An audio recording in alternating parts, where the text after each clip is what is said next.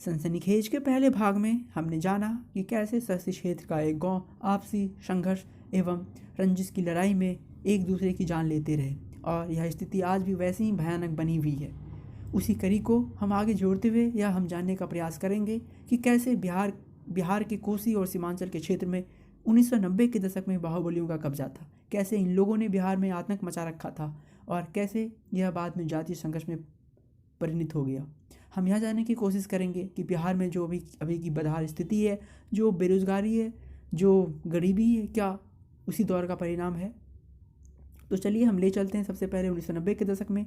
उस समय पर लालू जी की सरकार बनी थी और उन्होंने अपने लोगों को खुली छूट दे दी थी। इसका परिणाम यह हुआ कि जो अलग अलग जाति, अलग अलग गुट के लोग थे, उन्होंने एक अपनी सेनाएं तैयार की और वो अलग अलग क्षेत्र में अपना वर्चस्व कायम करने के लिए लगातार एक दूसरे से भिड़ते रहे, लड़ते रहे और यह संघर्ष में एक जो आपसी संघर्ष है वो हमें देखने को मिलता है।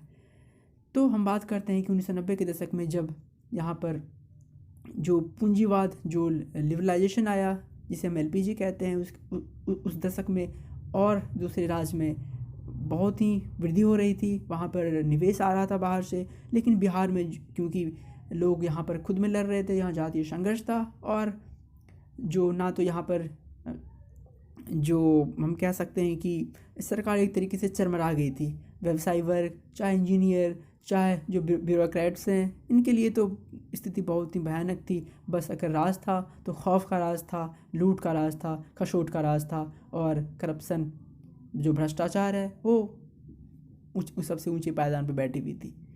तो इस समय में जो ना तो निवेश हो सका और ना तो हमारी जो बिहार का जो कल्याण कह सकते हैं, ना तो कल्याण हुआ और ना हम विकास की राह पर आगे बढ़ पाए। और उसका परिणाम यह है कि हम आज तक पिछड़ते रह गए और यहाँ से पलायन की स्थिति खतरनाक सी बनी हुई है।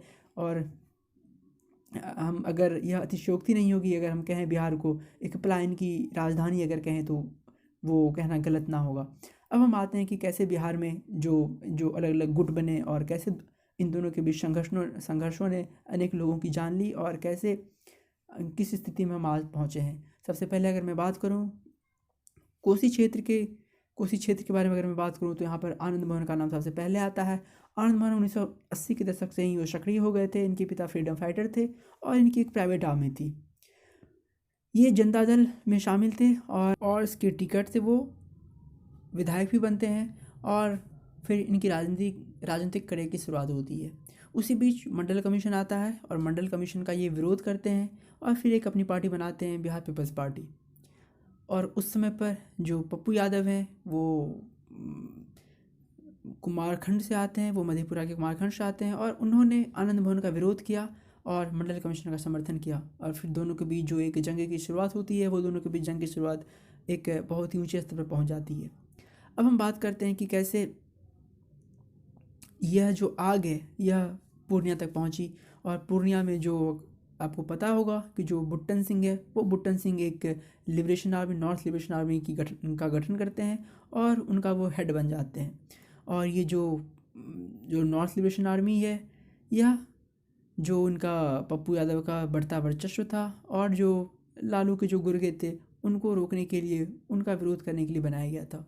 फिर हम देखते हैं कि 2000 ईस्वी में बुट्टन सिंह की हत्या कर दी जाती है और बाद में जो इसकी कमान है, जो नॉर्थ लिबरेशन आर्मी की कमान है, वो चली जाती है शंकर सिंह के हाथों में।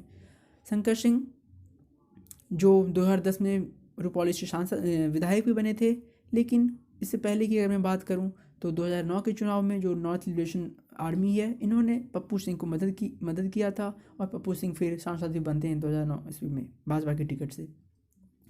और बाद में जो नॉर्थ लिबरेशन आर्मी है, जो उसका एक प्रभाव है, जो वर्चस्व है, वो धीरे धीरे कम होने लगता है और फिर शंकर सिंह एक जो हम कहते हैं कि समाज की मुख्य धारा से वो जुड़ जाते हैं और फिर उसकी कहानी यहाँ पर एक तरीके से समाप्त सी हो जाती है। अगर मैं बात करूँ तो पप्पू यादव की, तो पप्पू यादव भी एक बार निर्दलीय भी चुनाव जीत के जाते हैं, सांसद बनते हैं 1990 ईस्वी में पूर्णिया से और उनका काफ़ी खौफ था उस समय पे। उसके बाद अजीत सरकार की हत्या कर दी जाती है सन 2000 ईस्वी में। उस समय पे वो अजीत सरकार पूर्णिया से विधायक चुने जाते थे और वो सीपीआई की पार्टी से आते थे। उसी केस में पप्पू यादव को 14 साल का जेल काटना पड़ा और जब वो बड़ी होने के बाद वो निकलते हैं और फिर अपनी पार्टी का गठन करते हैं। 2015 ईस्वी में जन अधिकार पार्टी की स्थापना करते हैं। और फिर पप्पू यादव अभी सामाजिक मुख्यधारा से जुड़े हुए हैं। उनकी पत्नी रजनीता रंजन सुपौल से पहले सांसद थी, अभी वो 2019 का चुनाव वो हार गई थी, लेकिन दोनों ही वो जो एक सामाजिक मुख्यधारा से जुड़े हुए हैं और अब समाज के कामों में काफ़ी रुचि रखते हैं। अगर दूसरी ओर बात करूं तो एक तीसरा नाम उभर के आता है, वो है अवधेश मंडल। अवधेश मंडल कौन है? अगर आपको जानना है तो सबसे पहले अगर जानना पड़ेगा कि आखिर रुपौली में जो अभी की विधायक है वो है बीमा भारती। जो बीमा भारती के पति हैं वो हैं अवधेश मंडल। अवधेश मंडल का उदय कैसे होता है और कैसे इन्होंने फैजान गिरोह की स्थापना की, इसके बारे में हम चर्चा करते हैं। अवधेश मंडल जब देखते हैं कि एक तरीके से सवर्णों का एक अलग गुट है और जो एक पिछड़ी जाति जो यादवों का एक गुट है वो अलग है, तो ये सोचते हैं कि क्यों ना एक दूसरी गुट मैं तैयार करूं और उसका मैं मुख्य बन जाऊं। तो इस तरीके से जो अलग दूसरे पिछड़े जाति के लोग होते हैं उनकी एक सेना बनाते हैं अवधेश मंडल। और फिर जो इनके आतंक की कहानी है वो फिर से स्टार्ट होती है। और फिर हम देखते हैं कि कैसे सीमांचल कोसी के क्षेत्रों में जो 3-4 नाम हैं, पप्पू यादव, आनंद मोहन, शंकर सिंह, बुट्टन सिंह, इसके बाद अवधेश मंडल, ये सब नाम हर गली मोहल्ले में हमें सुनने को जानने को मिलते रहता है। तो हालांकि अभी अवधेश मंडल जेल के पीछे हैं क्योंकि उनकी पत्नी ने ही उन पर आरोप लगाया था कि वो मेरे साथ ज़्यादती करते हैं, इस कारण से वो जेल के पीछे हैं। हो सकता है कि इसके पीछे भी कुछ राजनीतिक साजिश हो या कुछ और हो जो मुझे नहीं पता है, लेकिन आशा करते हैं कि आपके अंदर की जो बेचैनी थी और जो आपके जो जानने की जो इच्छा थी, जो कोसी और सीमांचल में जो एक इतिहास रहा है, जो एक बदले की भावना रही है, जो एक जातीय संघर्ष रहा है, शायद आज आप यह एपिसोड देखने के बाद आपको पता चल गया होगा कैसे कैसे जो सीमांचल की राजनीति है वो बदली है, कैसे इसके राजनीतिक परिदृश्य जो है उस पर आज कैसे एक नई रेखा खींची गई है और किस स्थिति में हम आज हैं। तो हम यह कह सकते हैं कि जो कोसी का क्षेत्र है जो बिहार के दंश से पहले ही जूझता आ रहा था और यह जो बाहुबलियों का कब्जा है, जो एक आतंक का दौर था, इस दौर ने बिहार को और कोसी क्षेत्र को एक गड्ढे में जाके धकेल दिया और आज तक हम उसका दंश झेल रहे हैं। यहाँ पर ना तो कोई फैक्ट्री लगी, ना तो विकास के कोई कार्य हुए। जो भी यहाँ पे जो भी फैक्ट्री थी, जो भी चीनी मिलें थी वो बंद हो गई और एक तरीके से यह जर्जर सा प्रदेश बन गया, जर्जर सा स्थान बन गया। आज ना तो कोई आने के लिए तैयार होता है और ना तो कोई फैक्ट्री लगाने के लिए तैयार होता है और एक तरीके से हम कहें तो पलायन की नगरी बन चुकी है बिहार और पलायन की राजधानी बिहार कहे जाने लगी है।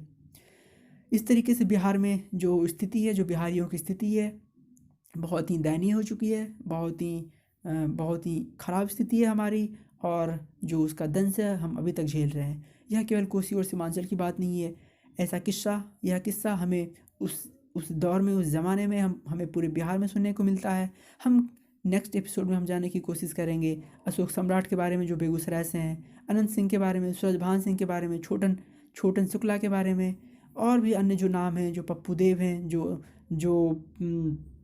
जो और भी लोग हैं, मैं उनके बारे में बात करूँगा। और आशा करते हैं कि जो बिहार की बदहाली है और जो गरीबी है इसके लिए ये लोग जिम्मेदार हैं, क्योंकि जब हमें विकास करना था, जब यहाँ पे निवेश आना था, उस समय पे हम आपस में लड़ने झगड़ने का काम कर रहे थे और यहाँ पर ना तो कोई आने के लिए तैयार था और ना ही हम अपनी ओर से कोशिश कर रहे थे। सरकार हाथ पे हाथ दे के बैठी हुई थी और जो सरकारी अधिकारी थे वो भी एक तरीके से मजबूर थे।